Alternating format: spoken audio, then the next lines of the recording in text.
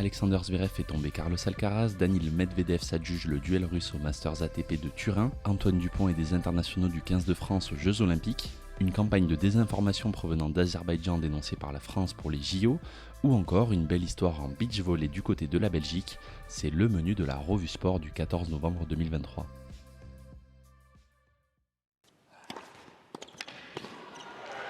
The two-time champion Alexander Zverev takes out the world number 2 Carlos Alcaraz. Les derniers Masters ATP de la saison se poursuivent à Turin. Hier, on a eu droit à une petite surprise avec le succès en 3-7 de l'Allemand Alexander Zverev face à l'Espagnol Carlos Alcaraz. Le numéro 7 mondial a dominé le numéro 2 mondial 6-7, 6-3, 6-4. Mis à mal pour sa première participation au ATP Finals, le Murcien ne semble pas encore tout à fait dans une forme optimale depuis son retour de blessure, avec une dernière manche où il n'a jamais pu inquiéter son adversaire, ni le service de celui-ci. Et à cause de cette défaite, Alcaraz jouera déjà sa survie à Turin lors de son prochain match mercredi contre Andrei Rublev.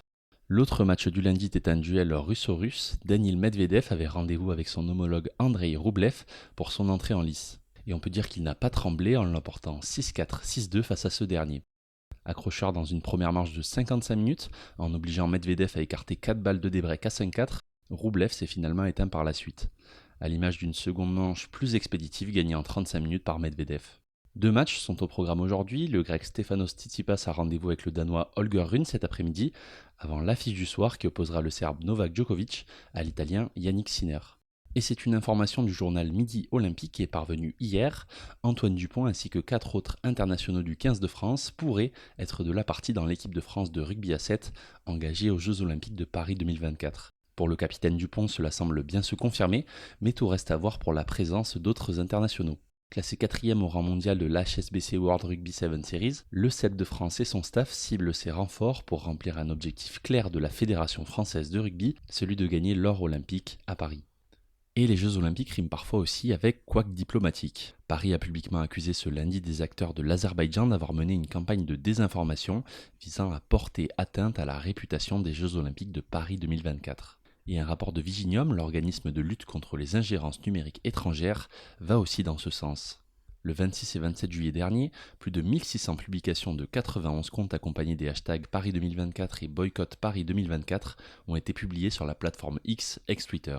L'exemple le plus parlant est certainement une vidéo hostile de 39 secondes, publiée sur le faux média d'information New York Insider.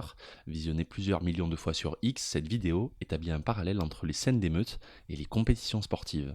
Viginium a ainsi conclu que la campagne Olympia est de nature à porter atteinte aux intérêts fondamentaux de la nation. Mais alors quelle pourrait être la raison de cette campagne malveillante ?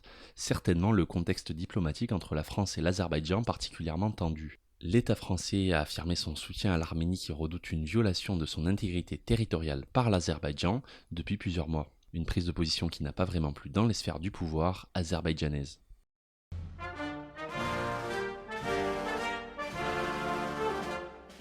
Et on termine cette revue sport par une belle histoire, celle de 2 étudiants belges qui viennent de devenir champions du monde de beach volley des moins de 21 ans en Thaïlande.